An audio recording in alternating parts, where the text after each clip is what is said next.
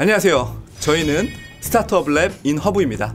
저희는 서울 창업 허브와 회계법인 창천이 만든 콜라보 프로젝트 그룹으로서 변호사, 변리사, 노무사, 회계사 등 청년 전문가 그룹이 모여서 다양한 경영관리 이슈를 해결하는 솔루션을 제공하는 데 그 목적을 두고 있습니다.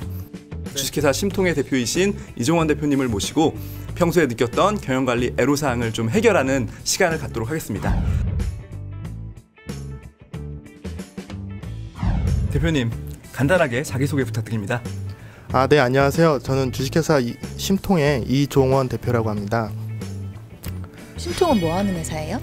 저희 심통은 제가 예전에 그 직장 생활을 할 때요, 실리콘이라는 소재를 알게 됐는데 그 소재를 가지고 어떤 재밌는 제품을 좀 만들어 보자는 취지에서 같이 하던 친구들하고 유아용 제품을 만들어 보기로 해서 아이디어를 내서 창업한 회사입니다.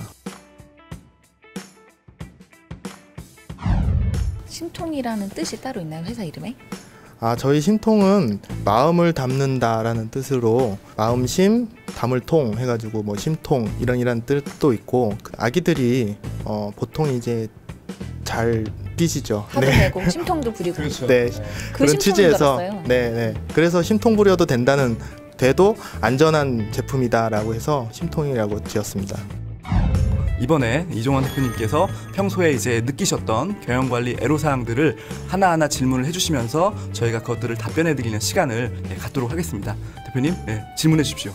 첫 번째 질문은 제가 제품을 개발하면서 공정 하나를 제가 아웃소싱을 한 적이 있어요. 일정 시간이 지나서 사장님이 저희 제품과 유사한 제품을 아이고야. 시제품으로 만드시는 걸 저희 직원한테 걸린 거예요. 사장님께서 예전에 자기도 이 실리콘 가지고 이런 제품을 만들어 보려고 자기가 이제 구상을 한 적이 있었다, 이렇게 말씀을 하시더라고요. 국내는 너희들이 알아서 하고 자기가 아시는 사장님이 중국 쪽 유통을 하고 있으니 그쪽으로 해서 나는 저가용으로 한번 트라이를 해볼 테니 그건 서로 하고 갑시다 라고 하더라고요. 그럴 때 보호받을 수 있는 방법, 또는 변호사님한테 할 때 그런 협력업체에 대한 부분 어떤 제재를 가할 수 있는 거나 아니 분쟁에서 어떤 해결 방법을 좀 찾을 수 있는가 해서 그걸 좀 두 가지를 여쭤보고 싶습니다.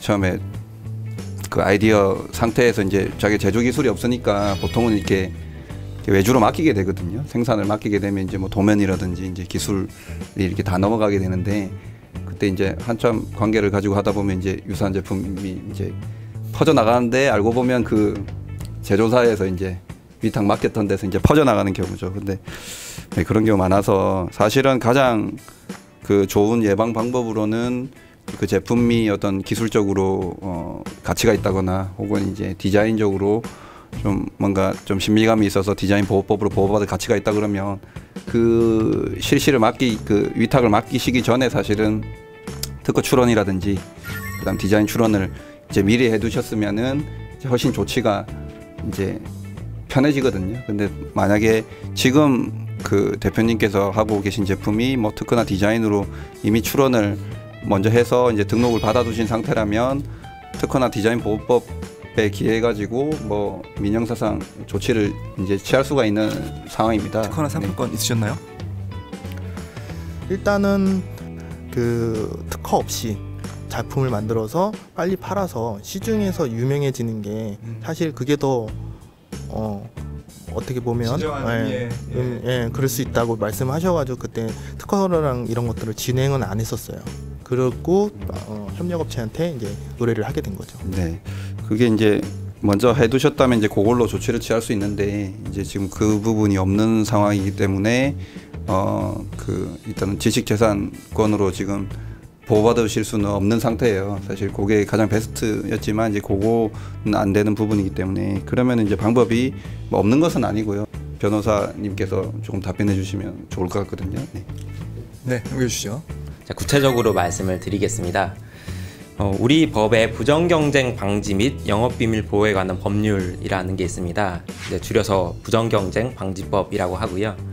그 2조 1호 자목에 보면은 타인이 제작한 상품의 형태를 모방한 상품을 양도, 대여, 전시, 수입, 수출하는 경우에 이 경우는 부정경쟁 방지법으로서 보호를 받을 수가 있고요.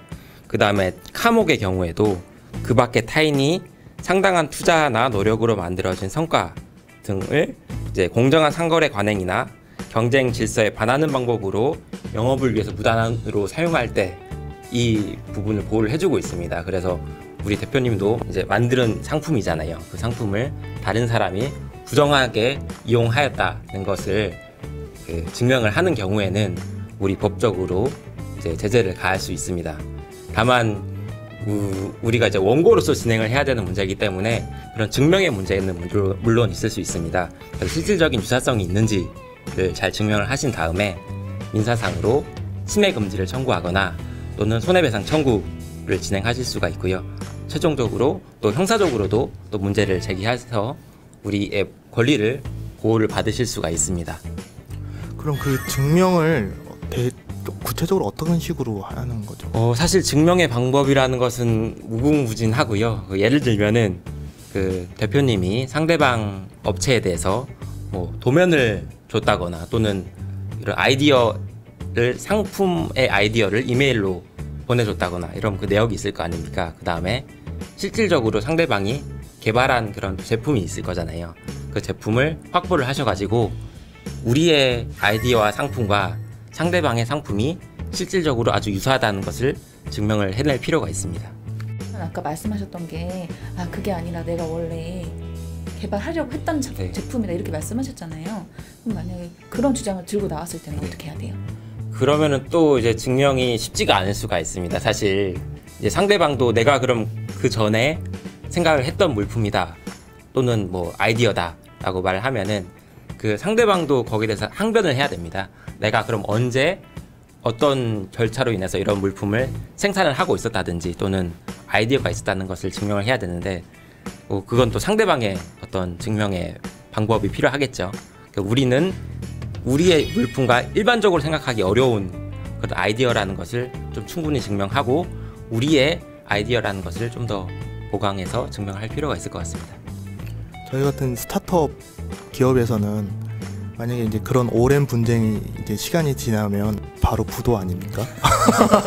갑자기 슬픈 얘기가 흘러나오는데 상대방 기업이 아웃소싱 업체지만 저희 기업보다 훨씬 크다면 조건이 저희보다 유리하다고 하면 오히려 그게 저한테 악효과로 다가올 수 있는 거 아닙니까?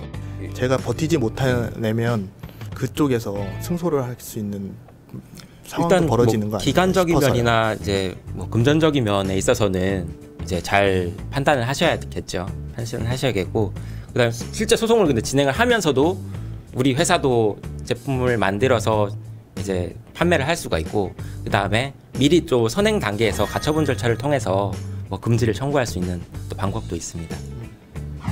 자, 이로써 저희 서울창업허브와 회계법인 창천이 만든 콜라보 프로젝트 스타트업 랩 인 허브를 마치도록 하겠습니다.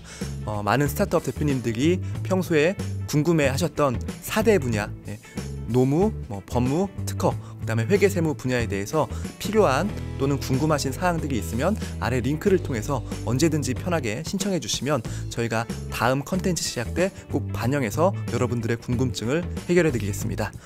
시청해 주셔서 감사합니다. 고맙습니다. 감사합니다. 감사합니다.